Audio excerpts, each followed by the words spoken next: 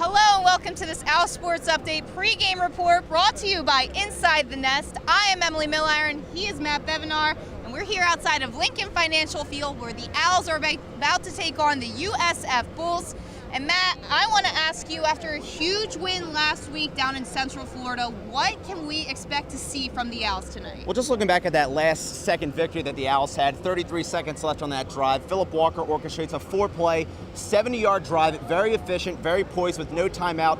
So you'd hope that it would start to build some momentum for this team, because that's what they really need. It was a relatively dismal effort against Central Florida, and we were going up against a team like the USF Bulls with such a prolific offense, averaging 506 yards a game, 44 points a game. It's going to be a difficult challenge for this team.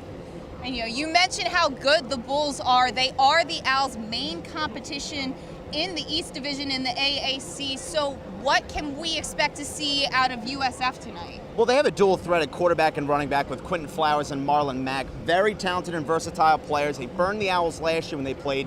230 is the magic number.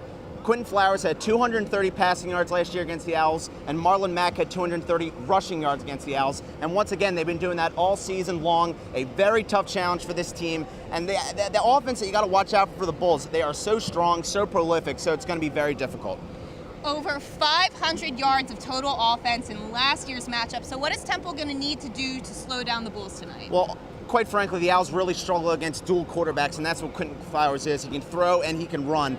They have to shut him down. They really have to get that high level of pressure on the quarterback, throw him off his game, hopefully use the crowd as some form of momentum in order to kind of swing this game in their favor. That's really what they're going to have to do. And with that being said, give me your prediction for tonight. It's a tough game. I mean, if the Owls win this, they're in first place in the AAC East. But when you're going up against an offense that is so strong, the Owls defense really hasn't delivered that much this year. I'm going to take UCF 35-20. Hopefully I'll be wrong, but I think it's going to be about a 14, 15-point margin of victory for the Bulls. But how about yourself? 35-20 is a good prediction. I'm not going to be too far off. I am concerned about Marlon Mack. I am concerned about Quentin Flowers. They're two very powerful offensive weapons for a Temple defense that is pretty banged up right now. I think the offense is really going to have to show off, and Philip Walker is really going to have to play well to start off this game. But I am going to take the Bulls with a final score of 27-20. I do think the defenses will kind of keep this a low-scoring game because Temple knows they can't beat them in a shootout.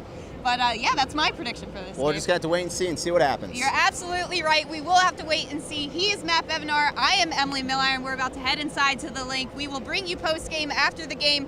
And don't forget to follow OwlSports Update on Twitter and Instagram at OwlSports Update for all coverage coming up tonight. Thanks, guys.